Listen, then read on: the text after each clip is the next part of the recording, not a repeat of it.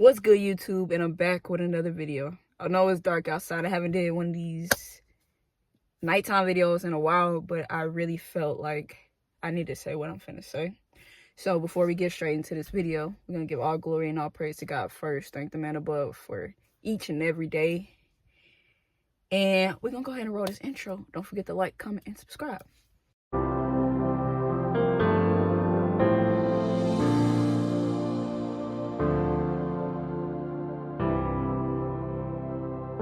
All right, so I really want to get to the root of this because I feel like we have, like, new believers have an idea of Christianity or just this walk with Christ is going to be like really easy, and it's not. And I really want y'all to understand this because I feel like where a lot of new people that are coming to Christ in their first year fail, and they end up just going back to their lifestyle that they're used to and comfortable with. It's because of how many mistakes that you make in your first year, or etc., or how many times you fall on your face, and it's like you don't want to keep falling on your face, which I understand because I was there at one point in my life too. I was there 2 years ago. That wasn't that long ago.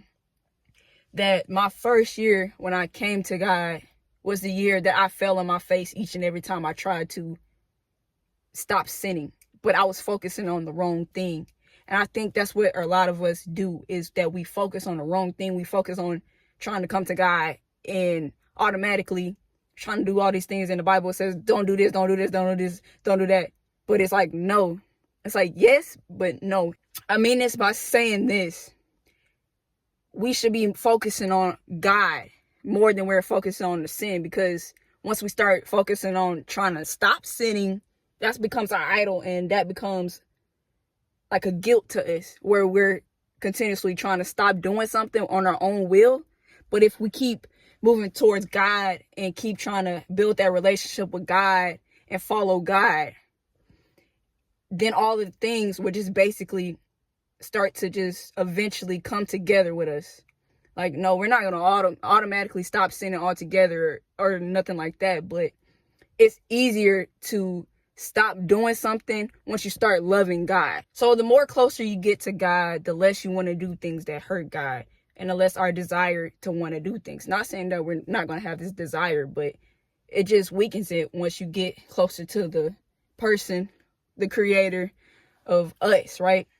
So what I'm saying is, stop focusing on the things that the enemy wants you to focus on, because he knows that it's easy for us to fail because we are new to it.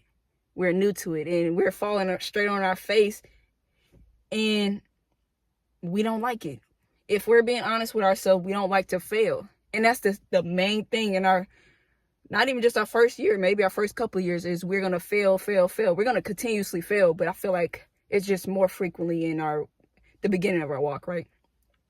We are going to have to learn how to endure these things, because God never promised that our walk was going to be easy. Matter of fact, it's going to be 10 times harder, because everything goes against it. Like, none of this is permanent for us.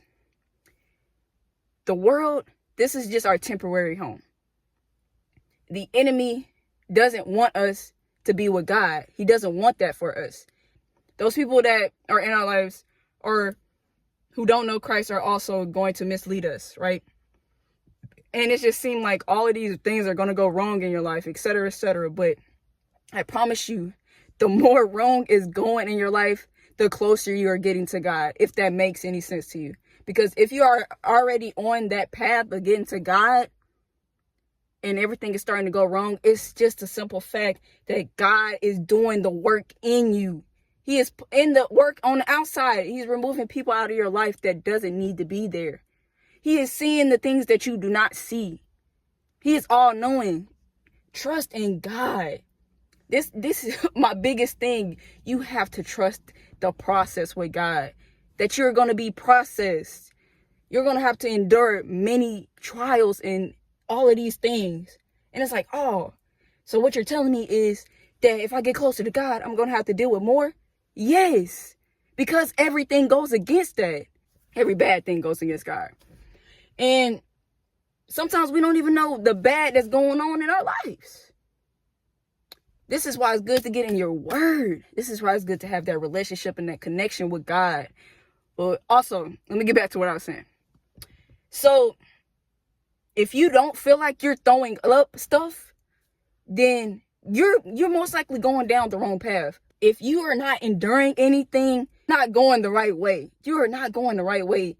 If you are not bearing the fruit of the Spirit, and if you're not walking towards God, and you're not doing these things, then you are not a true disciple of God. You're calling yourself a Christian. You are a lukewarm Christian. Like, let me be honest, let me be real with y'all. I want to be real with y'all because I want y'all to go in the right direction. This is a lifestyle. This is for real. This is real life. And then at the end of this life, you are going to have to come to God on Judgment Day and plead your case for the things that you did. And you're going to be sitting there thinking like the whole time that you was doing his will, etc., etc. But you wasn't. You wasn't. You was out here just living freely thinking that you can do that. Like, no. No. This is a lifestyle. This is something you have to live by. You have to be dedicated to. Well, most people who used to be Christian fell off because it got hard. And I'm just trying to sit here and tell y'all that it's hard. It is hard. This walk is hard. But he said that the gates to heaven were narrow and a few people make it. Why do you think he said that? He already knew it was going to be hard. I just want y'all to understand when y'all take this walk that it's not going to be easy and that we should lean on each other for support, etc., etc. You can find some good teaching on the internet too. I'll give y'all some good ones. Philip Anthony Mitchell, he's a good pastor. I listen to Megan Ashley, Preston Perry, Jackie Hill Perry, Dr. Sarita Lyons, Dr. Eric Mason. These are some good people that y'all can listen to if y'all are trying to strengthen your walk with Christ.